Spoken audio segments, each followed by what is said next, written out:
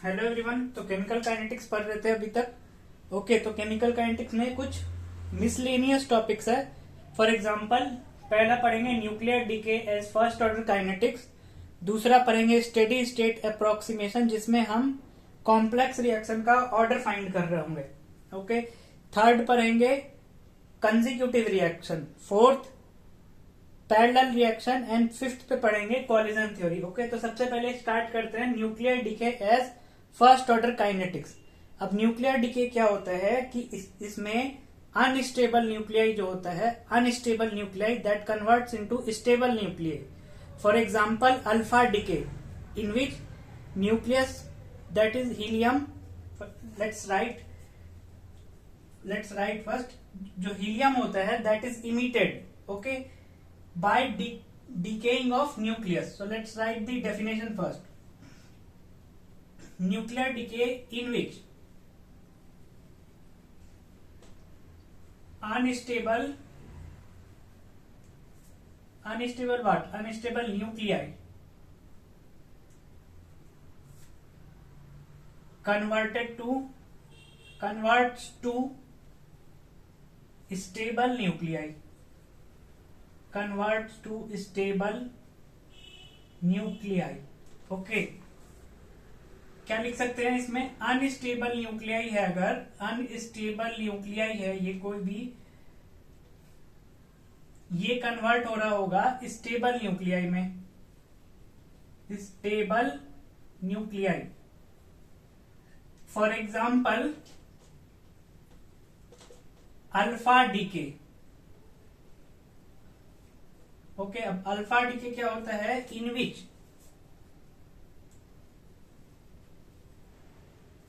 Alpha particle which is helium, sorry which is helium nucleus,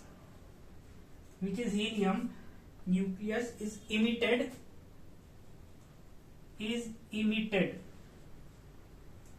by decay of nucleus.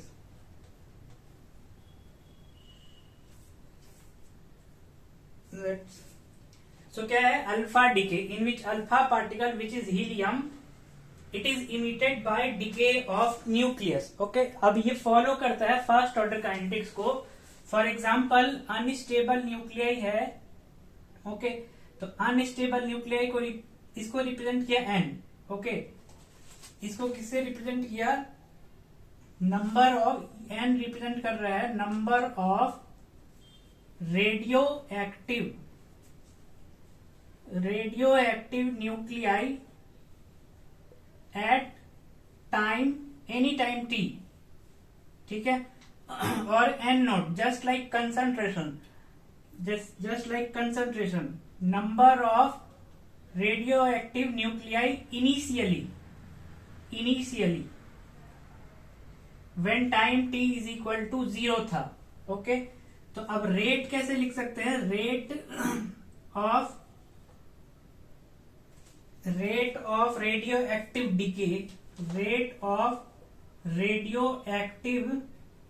DK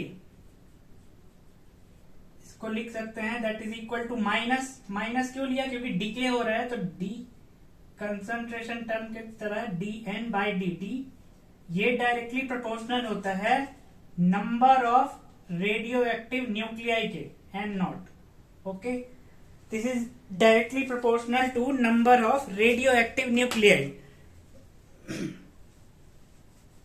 now अब directly proportional t का sign अगर remove करेंगे, इस directly proportionality के sign को अगर रिमूव करेंगे तो एक कांस्टेंट आता है that is D N by D T, that is equal to lambda T. Just like K लिखते थे रेट कांस्टेंट, तो लैम्डा यहां रिप्रेजेंट कर रहा होगा decay constant. Lambda is representing decay constant.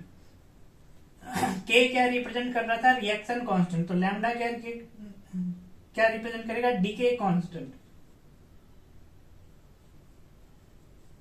Okay, अब इसको इंटीग्रेट अगर करें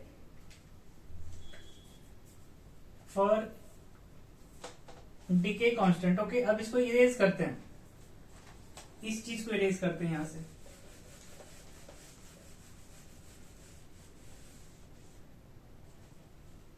अब इसको दोनों साइड अगर इंटीग्रेट कर दे, let's integrate both side.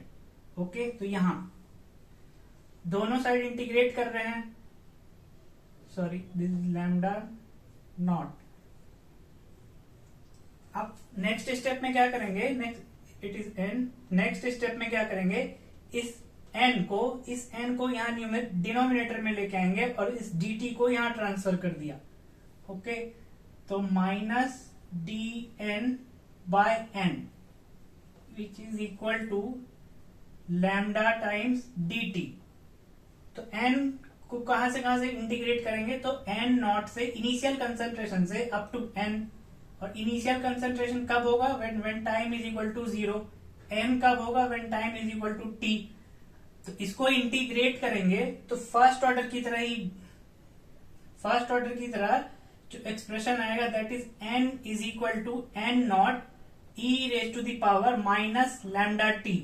Okay, just like first order kinetics, क्योंकि फर्स्ट ऑर्डर काइनेटिक्स को ही फॉलो करता है डीके, न्यूक्लियर डीके और बैक्टीरियल डीके। ओके, तो ये हो गया फर्स्ट ऑर्डर, ये हो गया decay according to first order. जो एक्सप्रेशन आया it is same as first order kinetics. Okay, तो अगर इसका ग्राफ बनाया जाए, N concentration of N versus time T, तो अगेन एक्सपोनेंशियल डीके हो रहा है। At time T is equal to 0 अगर रखेंगे तो एन किसके इक्वल आएगा, एन नॉट के। Let say this is N naught. अब जैसे जैसे टाइम इंक्रीज करेगा तो ये एक्सपोनेंशियल डीके हो रहा है, यानी ग्राफ कैसे बनेगा, ऐसा बनेगा। ओके, नाउ अब बाकी सारे चीज सेम। अगर हाफ लाइफ कोई पूछे, हाफ लाइफ टी हाफ, तो टी हाफ क्या हो जाएगा, 0.693 बाय, वहां के लिखते थे, यहां लैम्डा लिखेंगे, DK constant. Okay, average life अगर कोई पूछे, टी एवरेज लाइफ टाइम, तो 1 अपॉन लैम्डा। ओके, और लैम्डा को कैसे लिख सकते हैं, तो 0.693 इंटू टी हाफ। कैसे, क्योंकि लैम्डा की वैल्यू यहां से निकाल लिया, that is 0.693 by T half. Okay, तो यानी टी एवरेज को हम लिख सकते हैं, it is equal to, sorry, T यानी टी हाफ और टी एवरेज के बीच का क्या रिलेशन है, तो टी हाफ हो जाएगा 0.693 मल्टीप्लाई बाय टी एवरेज। तो ये रिलेशन हो गया between T half and half life and average time. तो ये होता है nuclear decay as first order kinetics. First order kinetics को ही फॉलो करता है ये। तो बाकी जो इक्वेशन वगैरह आता है वो it is similar to first order, just थोड़ा बहुत चेंज किया। के की जगह यहां रिप्रेजेंट कर रहा है लैम्डा टर्म से। ओके, ए और ए नॉट की जगह रिप्रेजेंट कर रहे हैं एन से, N number of radioactive nuclei initially and number of radioactive nuclei at time T. Okay, अब पहले एक क्वेश्चन करते हैं, फिर उससे समझ में आएगा। तो let's write the question first. Now let's solve these two questions. Okay, so first is for bacterial growth in cell culture, growth law is similar to radioactive decay. एक बैक्टीरियल ग्रोथ हो रहा है in a cell which is similar to radioactive decay, यानी कहने की कोशिश कर रहा है it is following first order kinetics. Which graph is most suitable to represent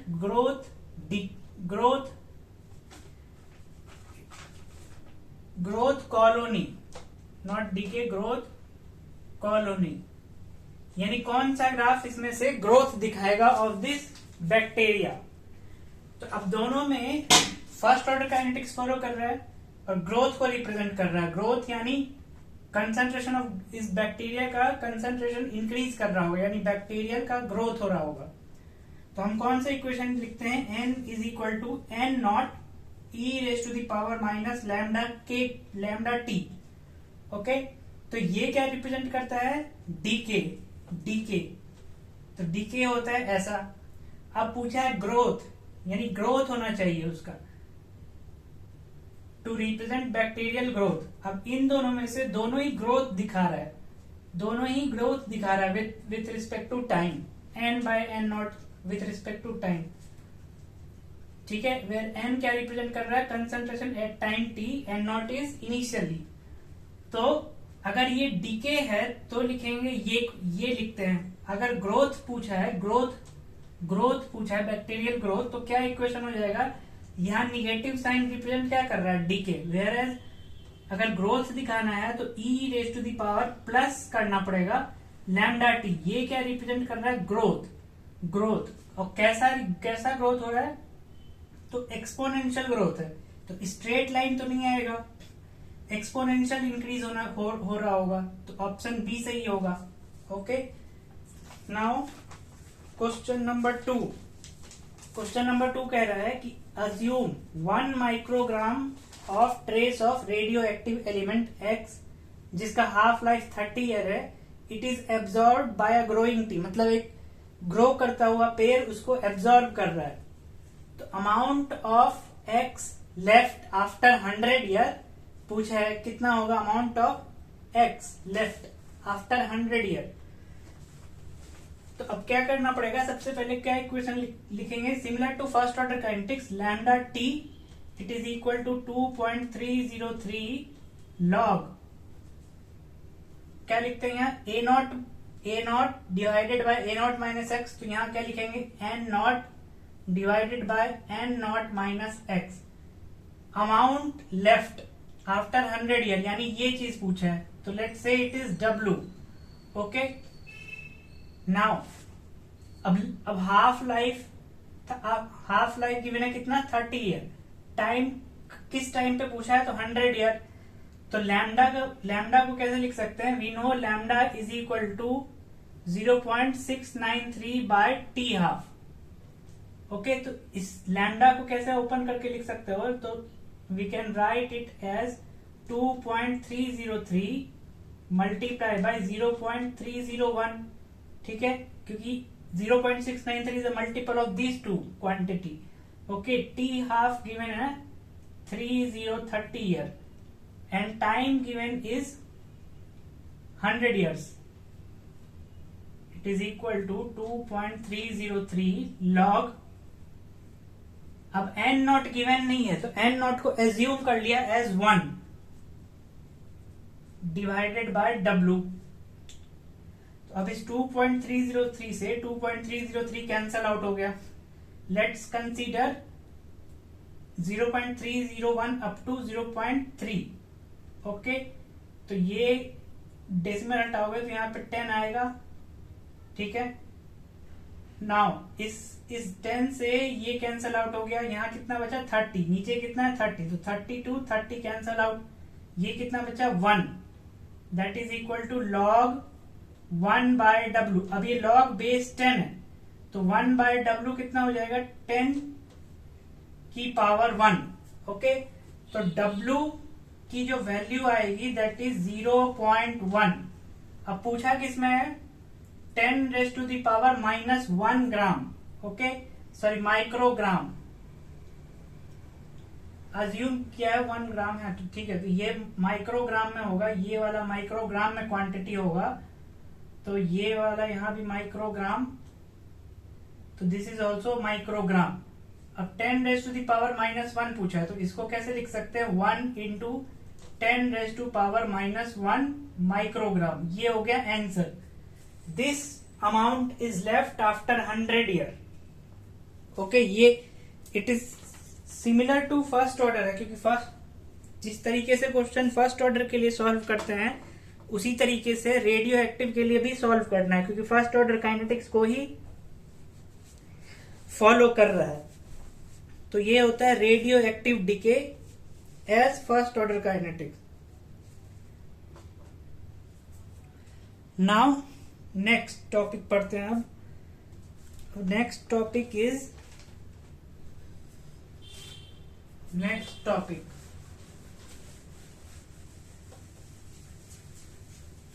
topic पहले पढ़ते हैं steady state approximation to find order of reaction, order of complex reactions. यानी जो method of determining order of reaction पढ़ रहे थे उसका एक और advance topic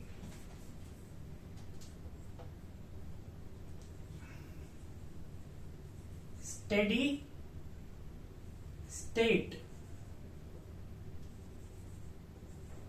approximation. Steady state approximation. Steady state approximation क्या कहता है?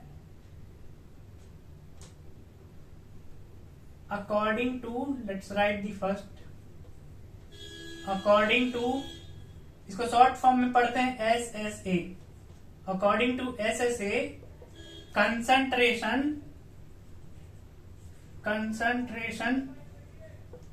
Of all reaction intermediate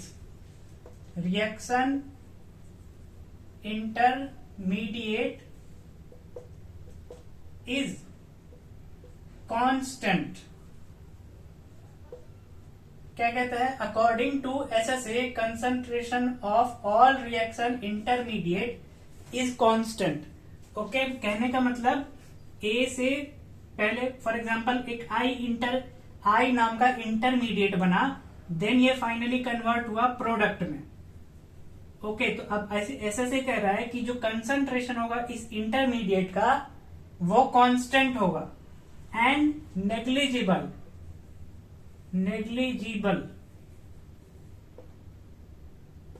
now अब कांस्टेंट कंसंट्रेशन होगा तो इसके लिए जब हम DI/dt लिखेंगे तो I इज ए कांस्टेंट, तो क्या हो जाएगा? इसका वैल्यू 0. ओके, तो according to SSA again concentration of all reactant intermediate is constant and negligible. अब क्योंकि कांस्टेंट है तो DI/dt जब से ही लिखेंगे तो वो क्या होगा? 0 के बराबर. ओके, ये पहला पॉइंट हुआ. दूसरा, अच्छा, ये रिएक्टेंट से इंटरमीडिएट बनने का अपना रेट कांस्टेंट होगा, दैट इज K1. इंटरमीडिएट से प्रोडक्ट बनने का अपना रेट कांस्टेंट होगा K2. तो अब बोलता है SSA can be applied only when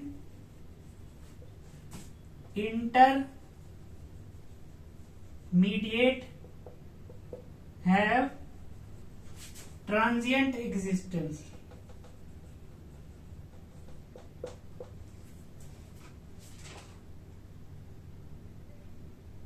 Transient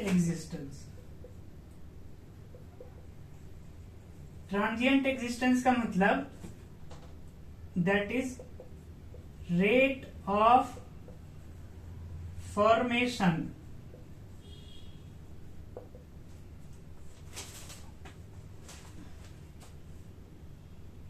sorry, rate of formation नहीं, rate of deformation. Rate of deformation should be greater than rate of formation. कहने का मतलब कि सबसे पहले क्या लिखा है? ट्रांजिएंट एग्जिस्टेंस होना चाहिए, यानी रेट ऑफ डिफॉर्मेशन जो होगा that should be greater than rate of formation. यानी पहले A से I बना तो ये क्या हुआ?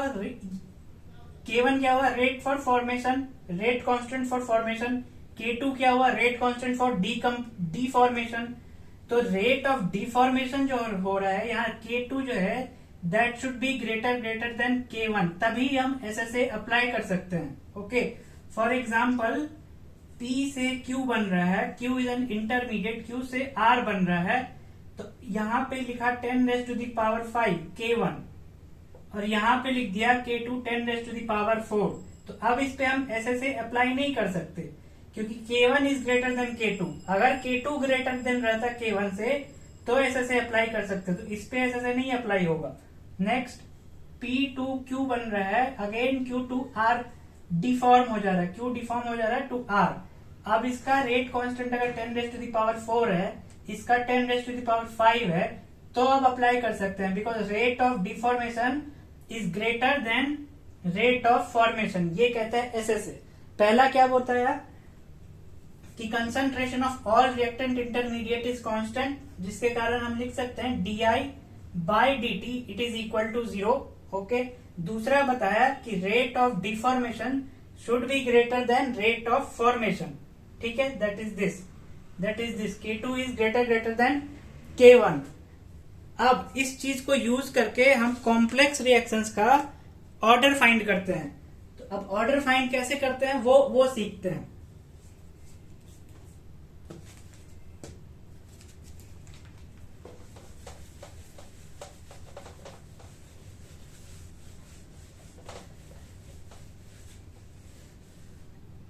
फॉर एग्जाम्पल एक कॉम्प्लेक्स रिएक्शन है जिसमें A+C मिलके बना रहा है D।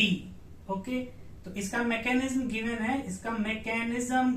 है, as A is in equilibrium with B, K1 and this is K2 backward के लिए रेट कांस्टेंट K2। ठीक है, नेक्स्ट स्टेप में B+C ये कन्वर्ट हो जा रहा है D में, फाइनल प्रोडक्ट D में विथ रेट कांस्टेंट K3 और कह दिया गया this is slow step. Okay, this is slow step. अब क्या करेंगे, रेट अगर लिखने की कोशिश करेंगे, रेट तो स्लो स्टेप पे डिपेंड करेगा, दैट इज K3 वाले स्टेप पे डिपेंड करेगा रेट। ओके, तो K3 concentration of B and concentration of C।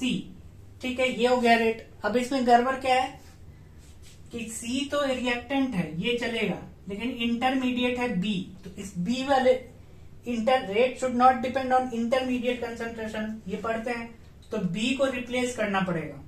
Now according to SSA, according to steady state approximation क्या बोला था कि concentration of intermediate is constant and negligible, तो di/dt is equal to 0 लिखा था वहां।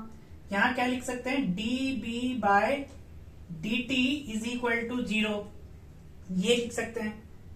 नाउ अब सबसे पहले देखना होगा B कहां बन रहा है और B कहां कंज्यूम हो रहा है, उस स्टेप का रेट लिखेंगे।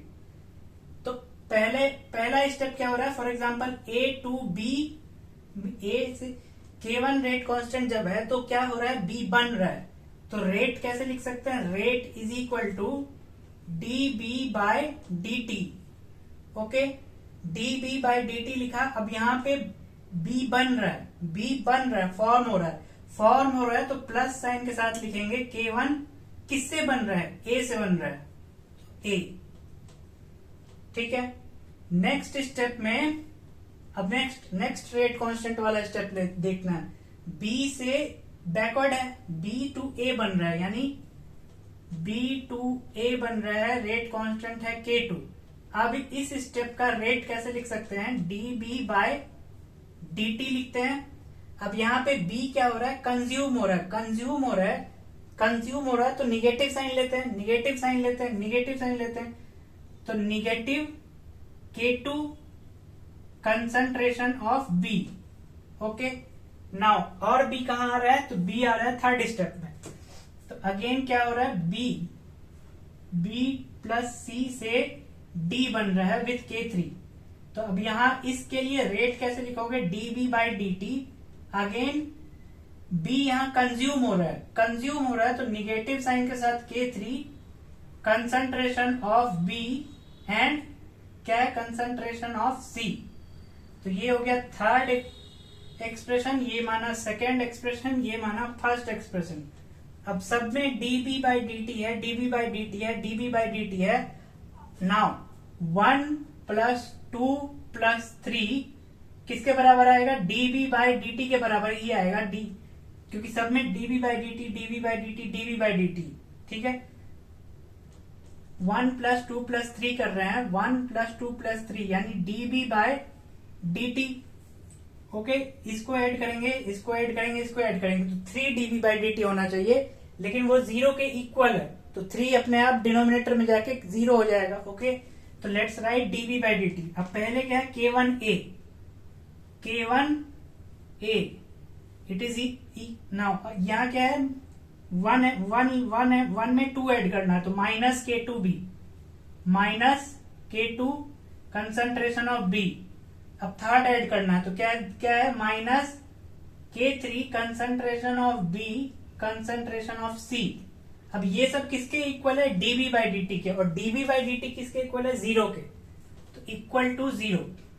अब हमें चाहिए कंसंट्रेशन ऑफ B, तो इन दोनों टर्म को राइट हैंड साइड लेके गया, यानी K1A is equal to K2 concentration of B plus K3 concentration of B, concentration of C। अब यहां से B कॉमन ले सकते हैं, तो कंसंट्रेशन ऑफ B, और बाकी जो कॉमन नहीं है उसको इसके डिनोमिनेटर में भेजा, that is K1 concentration of A। यहां से B कॉमन ले लिया था तो क्या बचा, K2। यहां से B कॉमन ले लिया था तो क्या बचा, K3 कंसंट्रेशन ऑफ C। यानी ये हो गया किसका कंसंट्रेशन, B का। अब इस B वाले कंसंट्रेशन को अगर यहां पुट कर देंगे तो इंटरमीडिएट का कंसंट्रेशन रिमूव हो जाएगा, तो let's put rate will be equal to K3, now B का concentration K1 concentration of A, concentration of C divided by K2 plus K3 concentration of C। तो ये हो गया ओवरऑल रेट। ओवरऑल रेट हो गया किस रिएक्शन का, इस कॉम्प्लेक्स रिएक्शन का। ओके, नाउ इसको इरेज करते हैं नीचे वाले को। नाउ कह दिया, नाउ कंडीशन अगर गिवन है, गिवन कंडीशन क्या है, कंडीशन अगर गिवन है कि K2 is greater then K3, ठीक है, तो इस वाले टर्म को इग्नोर कर सकते हैं, तो रेट क्या बचेगा, K3, K1, K2 concentration of A and concentration of C। अब इसमें और अब देखो ये हो गया K ओवरऑल, तो K डैश से रिप्रेजेंट कर दिया A एंड C। अब इसका ऑर्डर कितना हो गया, 1 + 1 यानी 2 ऑर्डर हो गया।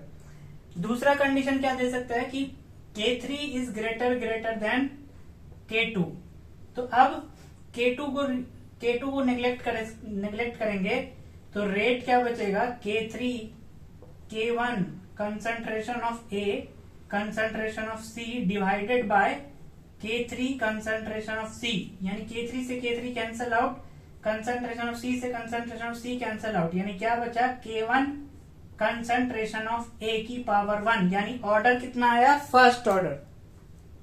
ठीक है, तो ये होता है ऐसे to find overall rate of complex reaction. And then अगर कोई गिवन कंडीशन होगा like K3 is greater than K2, ताकि डिनोमिनेटर वाले टर्म को सिंपल बनाया जा सके, तो उसके अकॉर्डिंग ऑर्डर फाइंड कर लेंगे। अब दूसरा एग्जांपल करते हैं, फॉर अनदर एग्जांपल।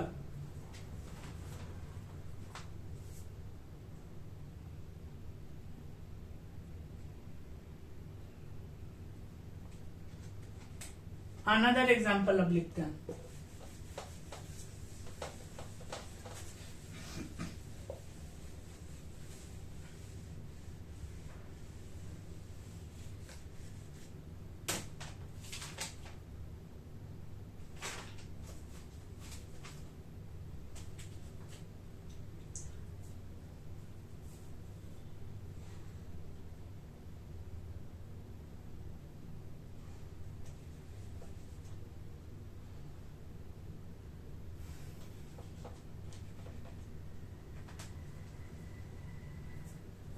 अब रिएक्शन गिवन है A प्लस बी से कॉम्प्लेक्स रिएक्शन है, D बन रहा है फाइनल प्रोडक्ट। ठीक है, अब इसका मैकेनिज्म है कि पहले A प्लस बी रिएक्ट किया तो इंटरमीडिएट बना C, then B plus C react कर रहा है तो इंटरमीडिएट बना D। अगेन कह दिया ये स्लो स्टेप है। ठीक है, तो नाउ अगेन रेट किसके अकॉर्डिंग लिखेंगे, स्लो स्टेप के according, that is K3 concentration of B and concentration of C। तो C is an intermediate year, C एक इंटरमीडिएट हो गया अब इस केस में। तो अब इस C के कंसंट्रेशन को हटाना पड़ेगा। तो नाउ अकॉर्डिंग टू SSA क्या लिख सकते हैं, concentration of dC by dt will be equal to 0। अब अगेन देखना है C कहां कहां यूज हो रहा है। तो पहले स्टेप में A प्लस बी से C बन रहा है, let's mark it as star. A plus B से C बन रहा है K1 रेट कांस्टेंट के साथ, तो हम लिख सकते हैं dC बाय dt फॉर्म हो रहा है तो plus K1 concentration of A and concentration of B। Another step क्या है, बैकवर्ड में C कन्वर्ट हो रहा है विथ रेट कांस्टेंट K2, तो A प्लस B बन रहा है। तो इसके लिए क्या लिख सकते हो, dC बाय dt। अब यहाँ C कंज्यूम हो रहा है, C यहाँ कंज्यूम हो रहा है तो निगेटिव साइन के साथ लेंगे, माइनस K2, और यहाँ पे सिर्फ C है तो सिर्फ C लोगे। ओके, नाउ स्टेप नंबर 3 कहां से, let's mark it as 1, this is 2 and C यहां पे इन्वॉल्व हो रहा है, तो रेट यहां से भी लिख सकते हैं dC बाय dt। तो थर्ड ये वाला यूज करके dC बाय dt अगर लिखने की कोशिश करेंगे तो क्या लिख सकते हैं, K3, और किस साइन के साथ लिखेंगे, माइनस, क्योंकि C यहां कंज्यूम हो रहा है, तो minus K3 concentration of C and concentration of B। So this will be 3।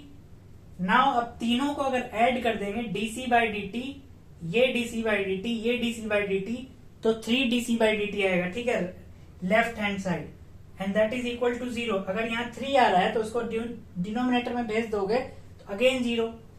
तो लेट्स राइट 1 प्लस 2 प्लस 3। ठीक है, तो dC by dt it will be equal to right hand side K1 concentration of A concentration of B using 1, K1 concentration of A concentration of B, second से minus K2C,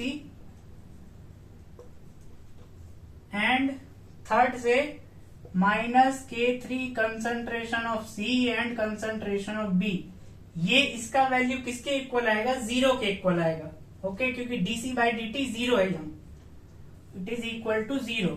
अब यहां से किसका concentration निकालना है, C का। तो again in दोनों टर्म को राइट हैंड साइड लेके जाएंगे एंड कंसंट्रेशन ऑफ C को कॉमन आउट लोगे, कंसंट्रेशन ऑफ C को कॉमन लेंगे तो क्या बचेगा, K1 concentration of A concentration of B। अब C को कॉमन ले लिया तो यहाँ क्या बचा होगा, प्लस K2, तो वो डिनोमिनेटर में आएगा K2 प्लस K3B। ये हो गया कंसंट्रेशन ऑफ C, निकल गया यहां से। अब अगर वैल्यू दिया होगा A B का, K1 K2 K3 का अगर वैल्यू भी दिया होगा तो, और न्यूमेरिकल होगा तो पुट करके फाइंड आउट कर सकते हैं। नाउ अब इस कंसंट्रेशन ऑफ C को यहां रख दिया तो रेट क्या हो जाएगा, rate will be equal to K3। Okay, concentration of B है ऑलरेडी। नाउ अब C रख रहे हैं, तो C रखोगे तो ये हो जाएगा concentration of A concentration of B divided by K2 plus में K3B, यानी B 2 बार आ गया तो कॉमन ले सकते हो, यानी स्क्वायर कर सकते हैं। Rate will be equal to K3 K1 concentration of A concentration of B का square divided by K2 plus K3B हो गया। अब इसमें गिवन कंडीशन अगर दे दिया कि K3B is greater than K2, तो K2 को इग्नोर कर देंगे, तो यहां से K3 कैंसल आउट हो जाएगा, B से B कैंसल आउट हो जाएगा, तो ऑर्डर कितना हो जाएगा 2।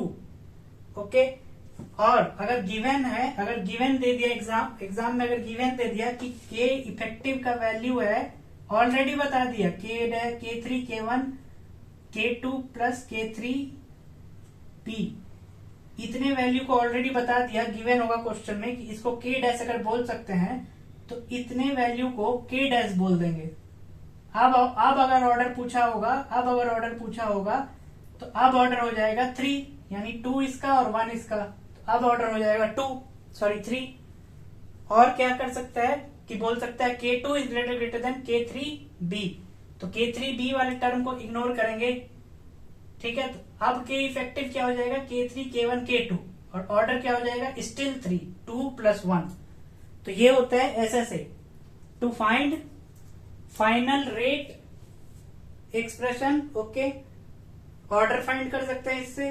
तीसरा क्या फाइंड कर सकते हैं, इंटरमीडिएट का कंसंट्रेशन जो यहां निकल रहा है, ये होता है स्टेडी स्टेट अप्रोक्सीमेशन का यूज। क्या बोला कि इंटरमीडिएट का concentration is taken as constant and negligible, that is di/dt 0। दूसरा, it should have transient existence, that is rate of formation should be less than rate of deformation। Rate of deformation ज्यादा रहेगा तभी तो जल्दी product बनेगा as compare to intermediate के formation से। तो ये होता है SSA। नाउ नेक्स्ट टॉपिक पढ़ते हैं। अब अगर क्वेश्चन में दिया हुआ है कि SSA से फाइंड करना है तो ये यूज करना है, और अगर बोला है कि इक्विलिब्रियम कंडीशन यूज करना है तो के इक्विलिब्रियम वाला कंडीशन यूज करेंगे।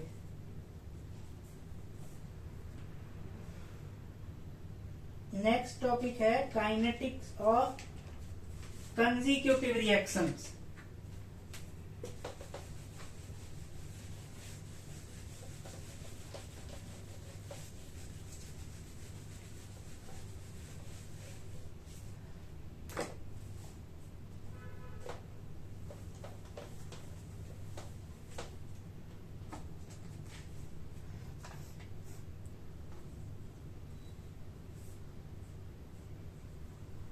Kinetics of consecutive reaction. Consecutive reaction का मतलब होता है कि ए से फाइनल रिएक्शन है, ए से पी बनना। ठीक है, अब ए से पहले बी बन रहा है, B can be any intermediate. Now B के बाद सी, बी के बाद बन रहा है पी। ठीक है, तो ए से बी बनने का रेट हो गया K1, ओके, बी से पी बनने का रेट हो गया K2। ये होता है कंसेक्यूटिव रिएक्शन। एक पहले ए से बी बनेगा, रिएक्टेंट इज कन्वर्टेड, क्या बोला जाएगा कि रिएक्टेंट इज कन्वर्टेड थ्रू 1 और मोर इंटरमीडिएट। यहां तो एक ही बनाया है, ऐसा भी कर सकते हैं, बी से सी बन रहा है देन सी से पी बन रहा है, ऐसा भी कर सकते हो। यानी reactant is converted into product through 1 और मोर इंटरमीडिएट। लिख लेंगे यहां पे, रिएक्टेंट इज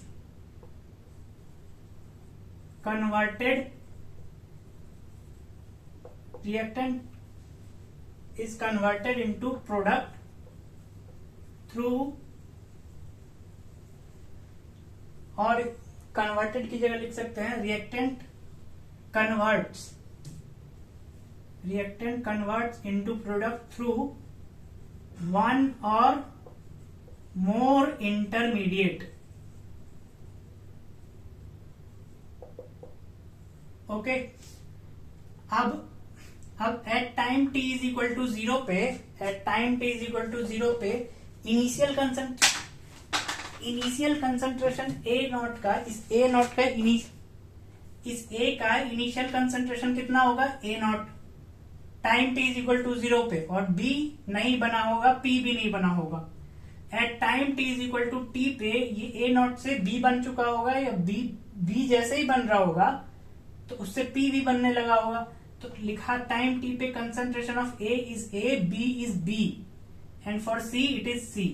ठीक है, तो जो ये ए नॉट है यही कन्वर्ट हो रहा है ए में, यही कन्वर्ट हो रहा है बी में, यही कन्वर्ट हो रहा है सी में, यानी ए नॉट से ही बी बना, ए नॉट देन सी बन रहा है, बी से सी बन रहा है, और at time t A not से जो कुछ एक्स रिमूव होने के बाद ए बचा होगा।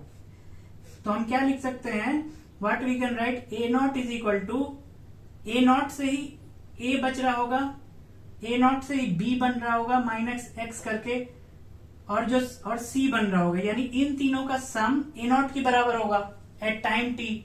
जो इनिशियली ये होगा वही कन्वर्ट हो रहा होगा बी में, वही कन्वर्ट हो रहा होगा सी में, इसीलिए क्या लिख सकते हैं, A not is equal to A plus B plus C at any time t. अब इसमें से अगर ए नॉट दे दिया, बी का मैग्नीट्यूड दे दिया, बी का मैग्नीट्यूड दे दिया, तो और पूछा सी का कंसंट्रेशन बताना है, तो इन दोनों का वैल्यू और इसमें से माइनस करेंगे तो सी का कंसंट्रेशन आ जाएगा एट एनी टाइम टी। ठीक है, तो दूसरा पॉइंट, सब रेट अगर लिख रहे हैं तो ए के लिए क्या लिख सकते हैं, minus d A by d T, that is K1 A लिखेंगे। ओके, बी के लिए क्या लिख सकते हैं, बी के लिए क्या लिख सकते हैं, लेट्स राइट बी बन रहा है, तो फॉर एग्जाम्पल अभी यहां प्लस माइनस नहीं लगाते इस side, let's write d B by d t. Okay, B बन रहा है पहले किससे, ए से बन रहा है, तो प्लस K1 कंसंट्रेशन किसका लेंगे, ए से बन रहा है। अब नेक्स्ट स्टेप में क्या हो रहा है, बी खत्म हो रहा है यानी माइनस हो रहा है, तो माइनस K2 खुद का कंसंट्रेशन इसका बी। ओके, नाउ पी के लिए क्या लिख सकते हैं, d P by d t. P बन रहा है, किससे बन रहा है, बी से बन रहा है, तो प्लस K2 बी। ठीक है, K2 बी, तो ये हो गया रेट। अब इस पर बेस्ड एक क्वेश्चन आया है, वो क्वेश्चन लिखते हैं पहले, उसके बाद समझेंगे। ओके, तो क्वेश्चन है, ये क्वेश्चन, ए से बी बन रहा है with rate constant K1, B से सी बन रहा है with rate constant K2। Okay, अब कह रहा है if rate of formation of B is set to 0 then concentration of B पूछा है, यानी d B by d t को रेट ऑफ फॉर्मेशन बोला है ना, दिस इज सेट टू 0, तो कंसंट्रेशन ऑफ बी बताइए। सबसे पहले डी बी बाय अगर लिखेंगे d B by d t, तो फर्स्ट स्टेप से क्या लिख सकते हैं, बन रहा है तो K1 ए। ओके, और क्या लिख सकते हैं, d B by d t. Okay, तो फर्स्ट स्टेप से लिखा K1 ए लिखा, फर्स्ट स्टेप में बन रहा है तो प्लस साइन के साथ लिया। सेकेंड स्टेप में क्या हो रहा है, डी फॉर्म हो रहा है, किसके रेट कांस्टेंट के साथ, माइनस, यानी डी फॉर्म हो रहा है तो माइनस लेंगे, minus K2 into concentration of B. Okay, अब गिवन है, it is given that formation का रेट 0 लिया है, यानी डीबी बाई डी टी का वैल्यू ऑलरेडी 0 गिवन है, तो K1 A minus K2 B is equal to 0। Okay, अब हमसे पूछा है कंसंट्रेशन ऑफ बी, तो बस इस चीज को इधर लेके जाओगे, सॉल्व कर लेंगे। K2 concentration of B will be equal to K1 divided by A, यहां से बी का कंसंट्रेशन आ जाएगा, that is K1 divided by K2 into concentration of A. ये हो गया बी का कंसंट्रेशन, यानी बी वाला option K1 by K2 multiply by concentration of A. ये क्वेश्चन था।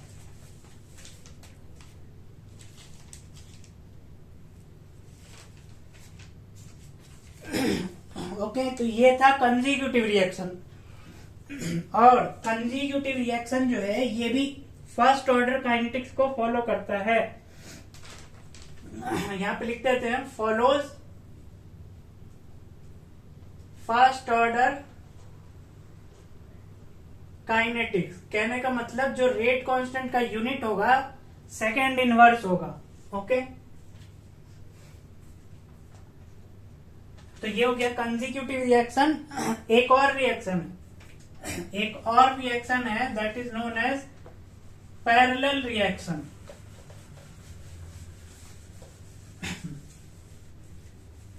पैरेलल रिएक्शन भी फर्स्ट ऑर्डर काइनेटिक्स को फॉलो कर रहा होता है। Again kinetics of parallel reaction ये भी फॉलो करता है, kinetic follows first order kinetics. अब पैरेलल रिएक्शन में क्या होता है कि एक रिएक्टेंट है रिएक्टेंट ए एक ही साथ कन्वर्ट हो रहा होता है मेनी प्रोडक्ट्स में। फॉर एग्जांपल ए से बी बन रहा है, ए से सी बन रहा है, ए से डी बन रहा है, एक्सेट्रा। किस रेट कांस्टेंट के साथ बन रहा है? तो मान लिया इसका K1 है, इसका K2 है, इसका K3 हो गया। ये होता है पैरेलल रिएक्शन। ए से बी भी बन रहा है, ए से सी भी बन रहा है, ए से डी भी बन रहा है। किसके साथ? K1 रेट कांस्टेंट के साथ। और इसका एक्टिवेशन एनर्जी माना EA1, इसका माना EA2, for third it is EA3। Okay, तो अब क्योंकि ये भी फर्स्ट ऑर्डर काइनेटिक्स को फॉलो कर रहा होता है, तो initially time t is equal to 0 पे अगर कोई बोले तो A नॉट कंसंट्रेशन होगा B, C एंड D का 0 कंसंट्रेशन। At time t is equal to पे हम क्या लिख सकते हैं कि जो A नॉट होगा उससे A बचा होगा, A नॉट से ही B बन गया होगा, A नॉट से ही C बना होगा, A नॉट से ही D बना होगा। यानी at time t initial concentration का वैल्यू को हम लिख सकते हैं concentration of B plus concentration of C plus concentration of D and concentration of A जो बचा हुआ होगा, ये इक्वेशन। ओके, अगेन दूसरा इक्वेशन क्या है कि A का वैल्यू अगर कोई फाइंड करना चाहे, अब इस A का वैल्यू अगर फाइंड करना चाहे तो it will be equal to A not e raise to the power minus K1 plus K2 that dot dot dot dot T। यानी अगर D तक सिर्फ B और C बन रहा होगा तो यहां पे लिखेंगे K1 plus K2 into T। ठीक है, ये हो गया A का कंसंट्रेशन। कंसंट्रेशन ऑफ B अगर पूछे, वैसे B का कंसंट्रेशन नहीं पूछेगा, बहुत बड़ा इक्वेशन होता है इसका, that is K1 A not multiply by e raise to the power minus K1 plus K2 dot dot T divided by K1 plus K2। Okay, और ये हो गया B का। अब उसी तरीके से अगर C का निकालने की कोशिश करेंगे, कंसंट्रेशन ऑफ C, तो this will be equal to K2 A not, sorry यहां पे भी K2 plus K3 dot dot dot dot लिखना पड़ेगा। अगर दो ही होगा तो सिर्फ K1 प्लस K2 करेंगे। ओके, यहां पे भी K1 plus K2 dot dot dot 1 minus e raise to the power minus K1 plus K2 and etcetera into T। ये हो जाएगा C का कंसंट्रेशन। D का लिखना चाहेंगे तो D किस स्टेप में बन रहा है, तो K3 वाले में, तो K3 इंटू A नॉट, बाकी सारा सेम। तो ये नहीं पूछेगा, मेनली ये रिएक्शन, मेनली ये इक्वेशन और ये इक्वेशन। ओके, दूसरी चीज दूसरा चीज क्या पूछेगा, that is concentration of B by concentration of C का रेशियो अगर पूछा तो ये किसके इक्वल होगा, दैट विल बी, B किस स्टेप में बन रहा है, तो K1 वाले में, तो B के सामने लिखेंगे K1, C किस स्टेप में बन रहा है, तो K2, तो K2 वाले स्टेप में। इसी तरीके से अगर पूछ दिया concentration of B by D, तो B किस स्टेप में बन रहा है, K1, D किस स्टेप में बन रहा है, तो K3। इसी तरीके से अगर पूछा concentration of C by D, तो C किस स्टेप में बन रहा है, K2 वाले में, तो K2 डिवाइडेड बाय K3। ऐसा क्यों आ रहा है ऐसा क्यों आ रहा है? तो देखो बी और सी का अगर रेशियो लेंगे तो B A not 1 minus e raise to the power minus k1 plus k2t, denominator में sum of rate constant. Difference कहाँ है? सिर्फ k1 और k2 का, यानी जब रेशियो लेंगे तो ये पूरा टर्म कैंसल होगा इससे, ये पूरा टर्म कैंसल होगा इससे, ए नॉट कैंसल हो जाएगा, बचेगा क्या? k1 k2। तो क्या बचा? k1 k2। उसी तरीके से b और d का अगर लेंगे तो k1 k3 बचेगा। ठीक है, तो ये कंसंट्रेशन का रेशियो पूछ सकता है, that will be equal to rate constant of that particular step. दूसरा ये। नाउ थर्ड क्या पूछ सकता है? थर्ड पूछ सकता है ओवरऑल एक्टिवेशन एनर्जी। क्या पूछेगा? ई ओवरऑल। तो अब इसका ये ओवरऑल निकालने के लिए हम क्या करते हैं? That is rate constant multiply by activation energy of first step plus k2 activation energy of second step and so on, divided by k1 plus k2 and so on. यानी अगर सिर्फ d तक रहेगा तो क्या लिखेंगे overall activation energy? k1 EA1 plus k2 EA2 divided by k1 plus k2। ये हो जाएगा ओवरऑल एक्टिवेशन एनर्जी का फॉर्मूला। तीसरी बात, तीसरा इंपॉर्टेंट चीज जो पूछ सकता है, इन दोनों को यहां से इरेज करते हैं। तीसरी इंपॉर्टेंट चीज पूछ सकता है क्वांटम यील्ड और परसेंटेज यील्ड। क्वांटम यील्ड और परसेंटेज यील्ड। अब मान लिया परसेंटेज यील्ड हमसे पूछा है बी का। किसका पूछा है? परसेंटेज यील्ड और क्वांटम यील्ड ऑफ बी। अब इसके लिए क्या करना पड़ेगा? जिस स्टेप में बी बन रहा है उस स्टेप का रेट कांस्टेंट को डिवाइड करना पड़ेगा rate constant of all steps. क्या करना पड़ेगा? बी किस स्टेप में बन रहा है? तो पहले वाले में, k1 वाले में, तो इस स्टेप का rate constant divided by rate summation of ki। कहने का मतलब k1 plus k2 plus k3, that is we can write k1 divided by k1 plus k2 plus k3। Okay, percentage yield अगर पूछा C का तो C वाला step का rate constant that is k2 divided by summation of this ki, k1 plus k2 plus k3। Percentage yield of D अगर पूछ रहा है this will be equal to k3, उस पर्टिकुलर स्टेप का रेट कांस्टेंट न्यूमरेटर में divided by summation of ki, sum of all rate constant. ये हो जाएगा क्वांटम यील्ड और परसेंटेज यील्ड भी बोलते हैं इसको। तो this is parallel reaction. Again ये भी फॉलो करता है फर्स्ट ऑर्डर काइनेटिक्स को। तो k1 का जो वैल्यू, k1 k2 k3 का जो यूनिट होगा that will be in second inverse, क्योंकि फर्स्ट ऑर्डर काइनेटिक्स को ही फॉलो कर रहा है।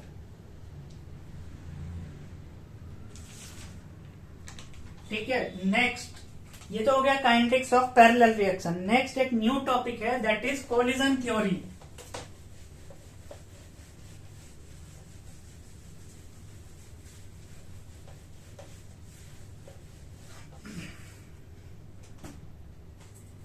नेक्स्ट टॉपिक इज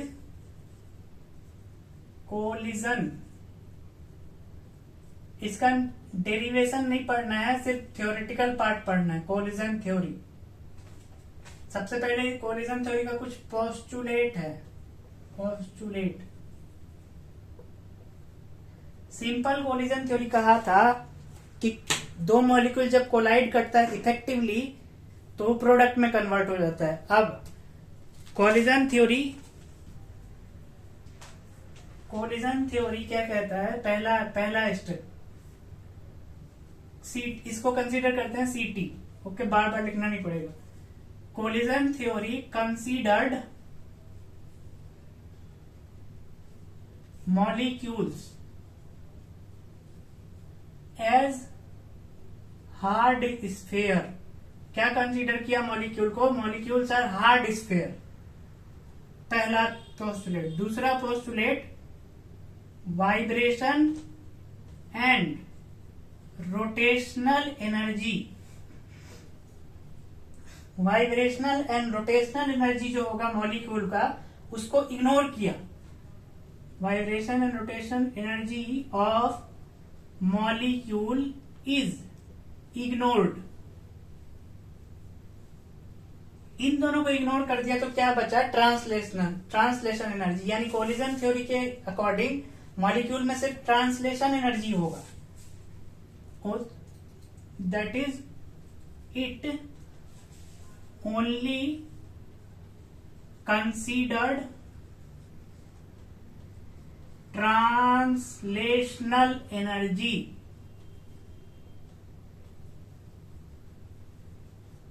ठीक है, थर्ड पॉइंट, थर्ड पोस्टुलेट, ये थर्ड पोस्टुलेट ही ज्यादा इंपॉर्टेंट है, ये दोनों तो इंपॉर्टेंट ही है। ओनली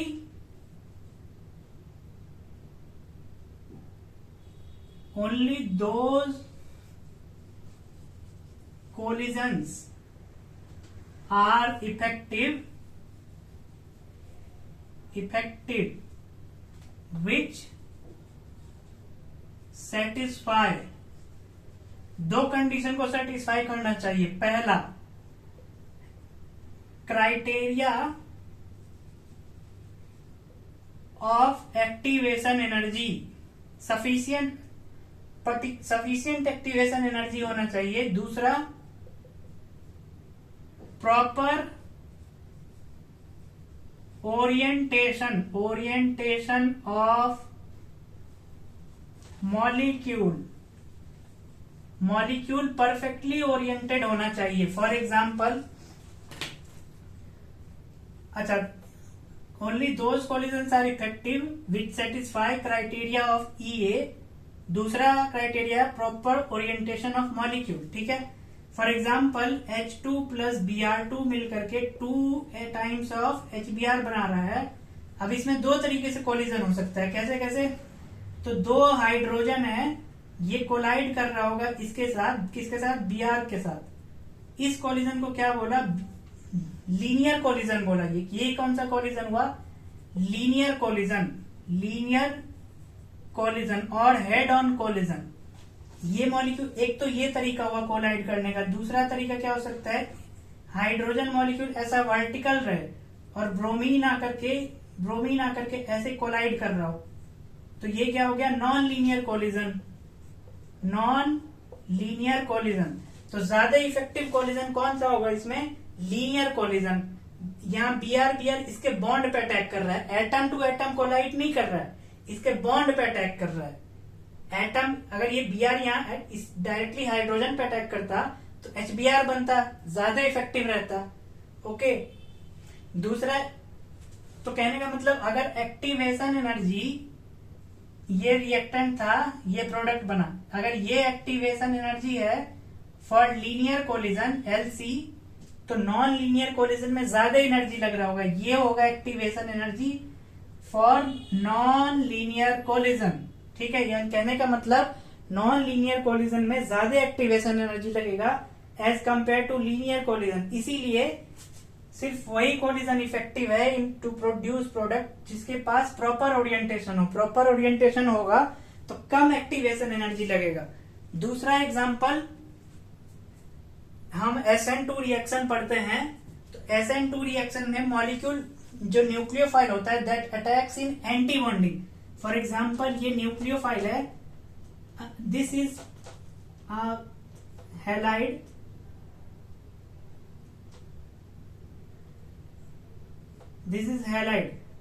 ये रहा इसका एंटी बॉन्डिंग, ये है इसका ABMO, anti bonding molecular orbital. तो अब जो न्यूक्लियोफाइल आएगा वो अटैक करेगा इसके एंटी बॉन्डिंग में, सामने से तो अटैक नहीं कर सकता। सामने से अगर अटैक करेगा तो वो इफेक्टिव, सामने से अगर अटैक करेगा तो वो प्रॉपर ओरिएंटेशन नहीं हुआ मॉलिक्यूल का। यही मॉलिक्यूल अगर ऐसा टर्न करके रहता, यानी एंटी बॉन्डिंग इधर रहता और न्यूक्लियोफाइल यहां रहता, ये X रहता, ये तीसरा ग्रुप रहता, let's say this third, hydrogen. अब न्यूक्लियोफाइल अटैक करेगा तो ज्यादा इफेक्टिव होगा ना। यहाँ इसको घूम के जाना पड़ रहा है, यहाँ ये डायरेक्टली एंटी बॉन्डिंग में अटैक कर रहा है, ये एक्स ग्रुप निकल जा रहा है, यानी प्रॉपर ओरिएंटेशन ऑफ मॉलिक्यूल होगा तो कम एनर्जी लगा, वेरएज यहाँ इसको घूम के जाना पड़ रहा है to come in front of anti bonding molecular orbital. Okay, तो कोलिजन थ्योरी यही कहता है कि एक तो पहले सफिशिएंट एक्टिवेशन एनर्जी होना चाहिए मॉलिक्यूल के पास, सफिशिएंट एनर्जी होना चाहिए टू कोलाइड। दूसरा, अगर कोलाइड हो भी गया तो प्रॉपरली अगर कोलाइड करेगा तभी रिएक्टेंट जो है वो प्रोडक्ट में कन्वर्ट होगा। तो ये कहता है कोलिजन थ्योरी। ओके, अब नाउ एक और example, there is one more example. For example, atom are hard sphere, ये ए हो गया, ये बी एटम हो गया, ठीक है, यहाँ पे ए एटम हो गया, ये बी एटम बनाया, अगेन यहाँ atom A and atom B बनाया। अब पूछा इसमें से कि प्रोडक्ट में कौन कन्वर्ट होगा। लेट्स राइट यहाँ पे ई ए एक्टिवेशन एनर्जी, यहाँ पे प्रॉपर ओरिएंटेशन पीओ, ठीक है। तो अब इसके पास प्रॉपर ओरिएंटेशन है नहीं, ए है ऐसा, मतलब टेढ़ा मेढ़ा है, बी प्रॉपरली ओरिएंटेड है बट ए ओरिएंटेड नहीं है, तो प्रॉपर ओरिएंटेशन नहीं है। एक्टिवेशन एनर्जी सफिशिएंट होगा भी तो भी यहां लिखते हैं प्रोडक्ट, तो भी प्रोडक्ट नहीं बनेगा। इसमें प्रॉपर ओरिएंटेशन है और बता दिया सफिशिएंट एक्टिवेशन एनर्जी नहीं है तो भी प्रोडक्ट नहीं बनेगा। इसमें कहा है प्रॉपर ओरिएंटेशन भी है और एक्टिवेशन एनर्जी को भी सेटिस्फाई कर रहा है तो जाके प्रोडक्ट बनेगा। ओके, ये हो गया अनदर एग्जांपल। नाउ अब कोलिजन थ्योरी क्या कहता है कि जो रेट ऑफ कोलिजन होगा वो डिपेंड कर रहा होगा तीन चीज पे।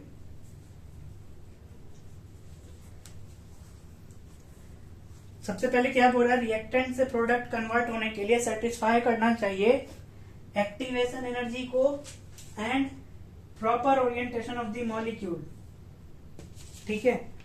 Now let's consider A atom as a hard sphere, B atom as a hard sphere, ये कोलाइड किया, फॉर एग्जांपल कोलाइड किया तो पास में आ गया, ये इसका न्यूक्लियस एटम ए, ये this is B, this is the distance, this is the diameter of collision. A B क्या रिप्रेजेंट कर रहा है, कोलिजन डायमीटर। तो rate according to collision theory rate जो है वो डायरेक्टली प्रोपोर्शनल होगा और डिपेंड करेगा, सबसे पहले डिपेंड करेगा ये फ्रीक्वेंसी फैक्टर। फ्रीक्वेंसी एक फैक्टर होता है, फ्रीक्वेंसी फैक्टर मल्टीप्लाई बाय, दूसरा डिपेंड कर रहा है ये एनर्जी फैक्टर, एनर्जी फैक्टर, तीसरा orientation factor, O means orientation, okay, इसको रिप्रेजेंट करते हैं पी से। ओरिएंटेशन फैक्टर को और भी कहा जाता है प्रोबेबिलिटी फैक्टर, प्रोबेबिलिटी फैक्टर, और भी कहा जाता है स्टेरिक फैक्टर, ठीक है, तो कुछ भी हो सकता है। नाउ अब फ्रीक्वेंसी फैक्टर क्या होता है, frequency factor is a multiplication, is a product of area of collision that is pi, let's consider it D, तो pi D square area of collision, or it is frequency factor is a product of area of collision and velocity of collision। तो velocity में average velocity लेते हैं, that is under root 8 RT by pi mu। mu क्या हो रहा है, reduced mass, यानी mass of A mass of B divided by ma plus mb, ये हो गया frequency factor। नाउ इसको ऑल्सो रिप्रेजेंट करते हैं एज जेड ए बी, ठीक है, एंड ये हो गया energy factor that is E raise to the power E A by R T, and this product sorry orientation factor P. तो इसको शॉर्ट फॉर्म में लिख सकते हैं Z A B, that is Z A B rate is equal to Z A B into orientation factor P, okay, E raise to the power minus E A upon R T. ये हो गया collision theory का rate. ठीक है, तो collision theory mainly यही कहता है, थ्योरेटिकल क्वेश्चन आएगा, डेरिवेशन नहीं आएगा, ये भी नहीं पूछ सकता है। तो कोलिजन थ्योरी मैक्स मेनली यही कहता है कि रिएक्टेंट प्रोडक्ट में तभी कन्वर्ट होगा जब it satisfy criteria of activation energy and orientation factor. Orientation proper होना चाहिए टू कन्वर्ट इनटू प्रोडक्ट। तो ये था कोलिजन थ्योरी। तो केमिकल काइनेटिक्स यहां खत्म होता है अब। Okay, thank you.